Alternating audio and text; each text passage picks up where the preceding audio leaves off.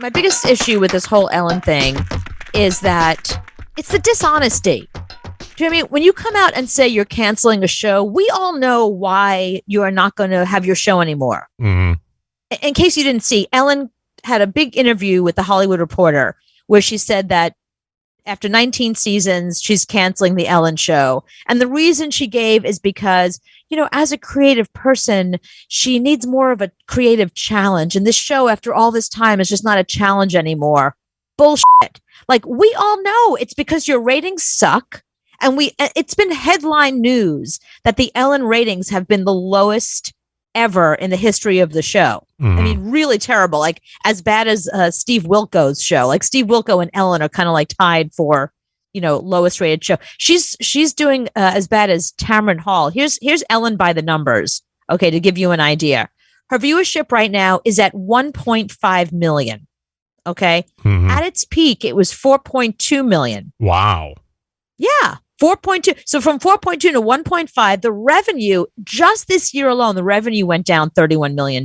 If you lose $31 million for Warner or whoever it is that owns your show, King's World, yeah, you're persona non grata, especially she's making $84 million a year. No, she is not making much. She's making $84 million a year. This is according to the Hollywood Reporter and Vanity Fair. You can't justify a salary like that after you've lost your company $31 million. Know what I'm saying? So it's the dishonesty of it all. It's the fact that, so after she got called out, after this whole thing started because I guess some employee had gone on social media and said, like, who has a terrible Ellen story? And then it was a flood. And then we found out that people that she works for and people that she works with all had stories about her. People that have worked for her from the beginning. I have a friend that's worked for her from the very beginning. I've got several friends that work on her show. I have never heard a good story about her. You and I, do you remember this? You and I had asked one of my friends if she can get us an interview, get Ellen on our show. And her response wasn't, no, sorry, I can't do it. This is my, you know, I'm the booker, like whatever her job is. No, her answer was, she won't talk to me. I'm not allowed to look at her. I'm not allowed to talk to her. That's never going to happen. I'm never going to have that conversation with her. Like, I was like, wait, you've been there since the beginning? No. So that was like a red flag for me. And that was years ago. So all this stuff came out about how terrible Ellen has been to her people. She starts her season this season with this very heartfelt apology. It was very honest. It was very open. It was very vulnerable. And we're all like, oh, maybe she's learned her lesson.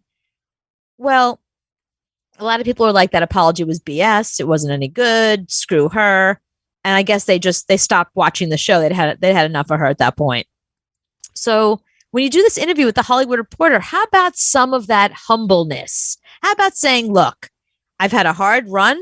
I've had a hard go of it. I can't continue to take the amount of money they're paying me when I'm not producing for them, when, you know, I'm not doing well by them. I haven't changed my ways like I said I was going. Like, be honest. You know, so that's the only thing that bothers me about Ellen right now. That's my big beef with her. Well, the problem now, and it's not just her show, I think it's all TV. You don't know when they're coming back from vacation.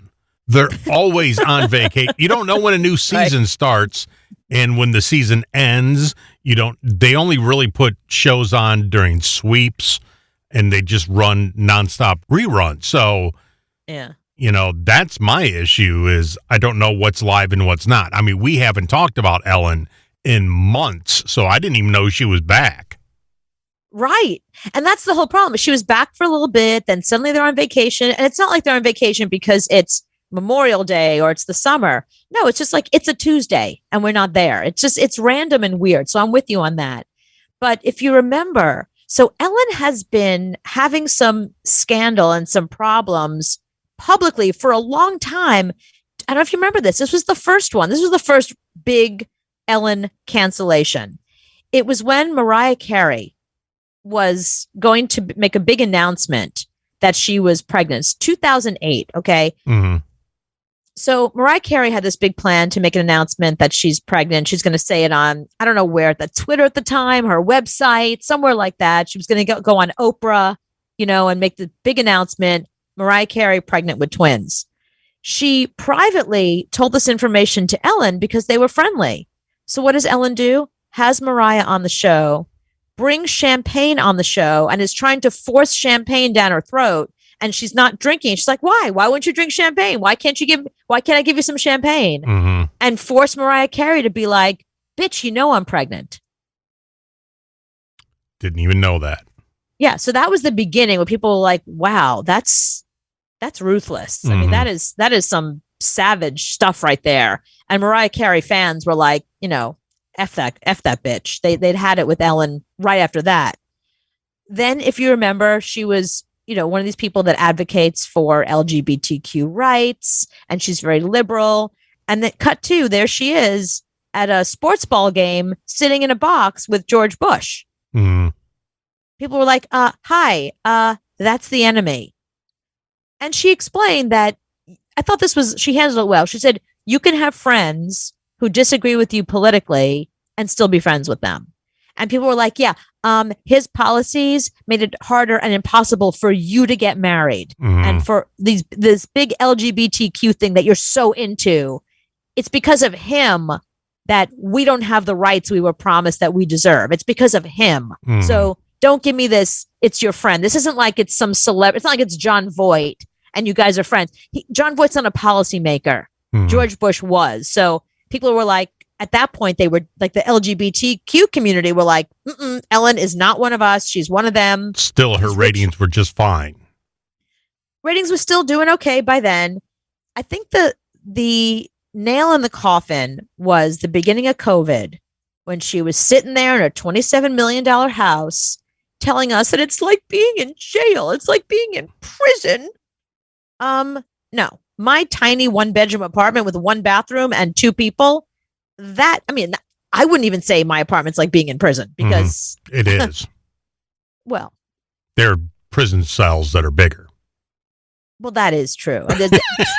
Prison cell bathrooms are certainly bigger and more comfortable. That's a good point. Yeah, but even I wouldn't compare my digs here to being in prison. And for Ellen to do that from her $27 million home, people were like, tone deaf, like, hello, you're rich now. You're one of them. You're not one of us anymore. So it was like a series of things that kept happening with Ellen. You make $80 million a year. You're not one of us anymore. Right. Yeah. $84 million a year.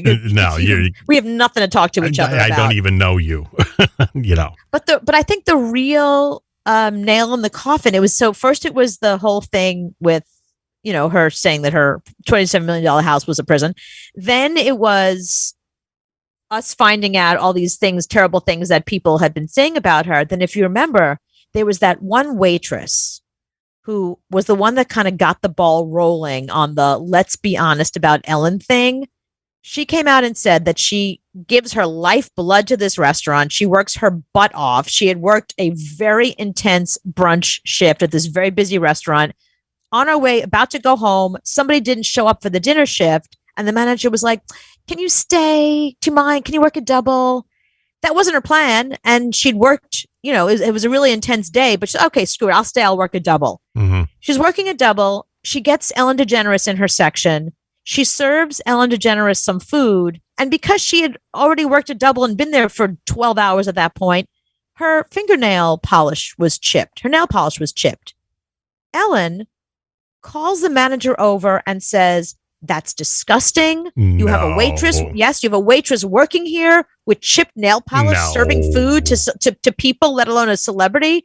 That she needs to go. They fired her on the spot. Ellen insisted that girl be fired, and she was fired. If that isn't an us versus them, if that isn't a tone deaf, I don't understand what it's like to be a regular person anymore thing. I got to tell you, like, I have friends that knew Ellen back in the day, like when she was first starting out. They say she's always been like this. They say this isn't fame. Fame didn't do this to her. I mean, friends of hers in high school came out and they were like, she's always been a total C word. Right. And now she's just the C word with a lot of money. Well, I think once you become that level of famous, and I've talked about this in my book, in all my books about celebrity culture, I've always said this, and I've said this because of many, many interviews and a lot of research, that fame does not shape who you are. It only exposes who you really are. It puts a microscope on who you really are. Mhm. So people that were a bitch in high school that became famous, they're still bitches. Doesn't change. They just feel entitled to be a bitch now. They feel like, you know what? I don't care. I make $84 million a year. I'm a bitch. Well, now the spotlight is on you, and everybody's looking at you. You would think it would make you nicer. You'd think you'd be like, wow, I better, everyone's looking like, how much am I tipping? I mean, there's You always would all think. there's always all those lists of like who tips well, who doesn't. You know, you don't want to be shamed in the restaurant community. They're going to be spitting in your food. Yeah, I don't understand that at all. But some people, it doesn't phase at all. So Yeah. people like her. Anyway, so Ellen is ending her show because it's not challenging her creatively. Well, Yep. she's not going to do anything else. I mean, this is it. This is, she's going to take her money. She's going to do the Roseanne thing. She's going to disappear. You're never going to see her again. I don't think so. I think she's going to continue No. to do stand up. Remember, she had a stand up special last year with Netflix. It was actually, sorry to say this, it was actually pretty good. I forgot how funny she is.